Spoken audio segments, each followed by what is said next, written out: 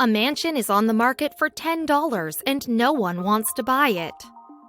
There aren't a lot of people who will ever know what it's like to own their very own mansion. But still, we can dream of having a theater in the basement and an Olympic-sized swimming pool in our garden. Now that we've gotten you to think about that life, what if we told you that there's a mansion on the market right now that you could definitely afford? It's in New Jersey, and it's seen its fair share of things being 111 years old.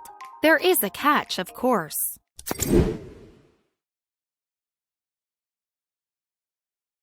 But before we start, please make sure you subscribe if you haven't already. Hit the notification bell and smash that like button. We really appreciate your continuous support. The average price of housing in New York is $342,000 according to Zillow listings. That's just too expensive for a lot of people living in New York. So now, just think about that $10 mansion. Can you imagine the turn-up at that open house? Well, the house has actually been listed for a long time, and yet no one has bought it. You'll never guess the reason behind it. Even the area surrounding the mansion is a wonderful place. Being in Montclair, New Jersey, the area is ideal for a family. There are schools, shops, restaurants, and more. Even the road is trying to get you to buy the house. The road the house is on is called Pleasant Avenue. Who wouldn't be tempted just off of that? The actual property has lush plants and beautiful green grass in the summertime. If the Big Apple just isn't perfect for living in, then this mansion is perfect for you. The town it's in only has 37,669 people living in it. And if you still need to get to Manhattan, it's a mere 45 minutes away.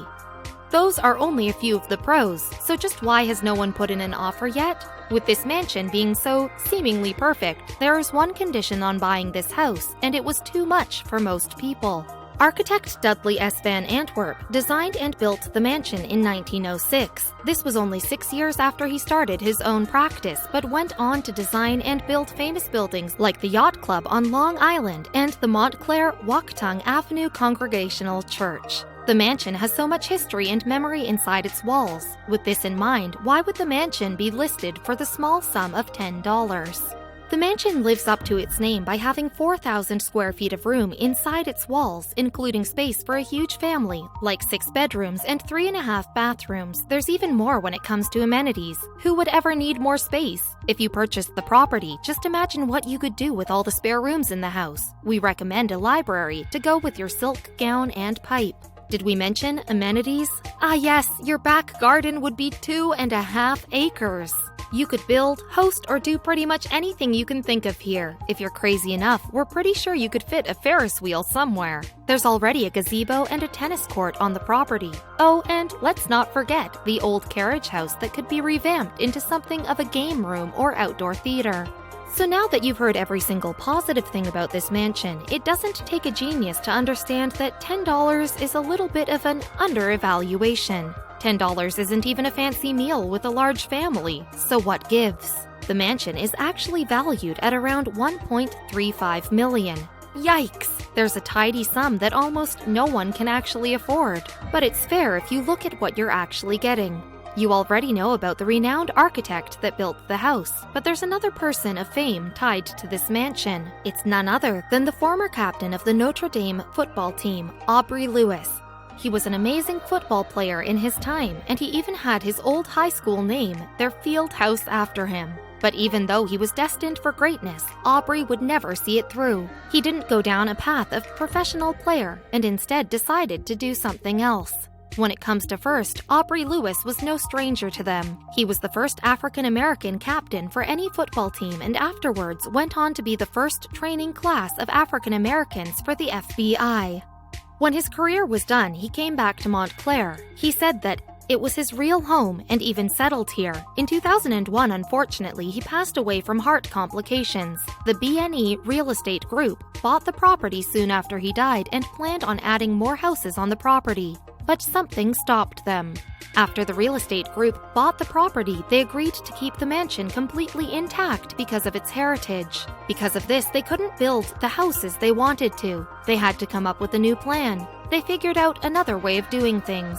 They put the property up for only $10 in hopes that someone would buy it, knowing full well what the consequences would be.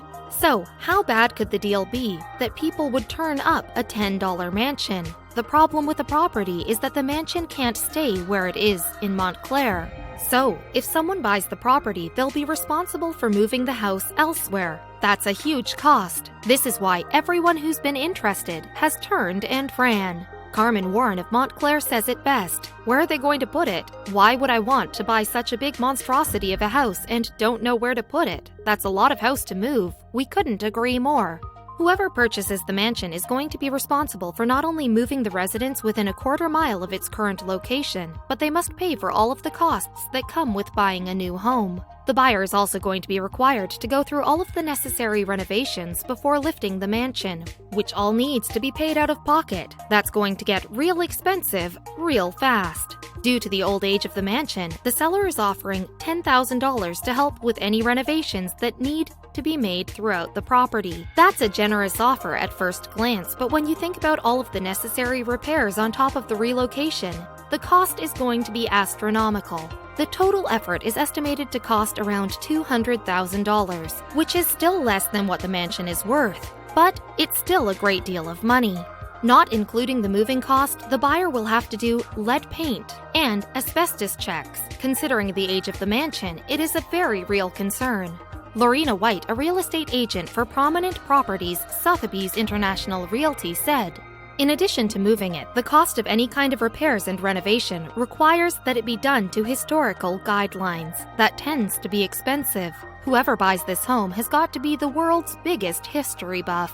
Pretending there was no price involved and no renovations had to be made, how on earth do you even start moving a house of this size? There are definitely going to be some mailbox casualties, not to mention tree branches are going to be falling down left and right. As odd as it sounds, picking up and moving an entire house is not exactly unheard of, and in some cases can be financially beneficial to the homeowners. In 2007, Julie and Randy Olson of Brook Park, Minnesota uprooted their entire home after a value suddenly plummeted and they couldn't secure a loan to build a new one. Luckily, one of their friends was selling their home for $1, and we thought $10 was cheap, to help a future wildlife reserve. The Olsons bought the property and had their Brook Park home moved for $22,000, a fraction of what the property is worth. If the Olsen story is any indication, relocating a house is possible and can be financially beneficial if you go about it in a smart way. In some cases, it actually might be a sensible thing to do. Not to mention that once it's relocated, you're not going to have to worry about those costs ever again. Maybe a fix here and there, but nothing like the initial cost of renovations and uprooting an entire home. Big picture, a beautiful home, great suburban location, a nice story to tell friends at any gathering, and a whole lot of room to entertain. All you need to do is skip buying a movie ticket every week.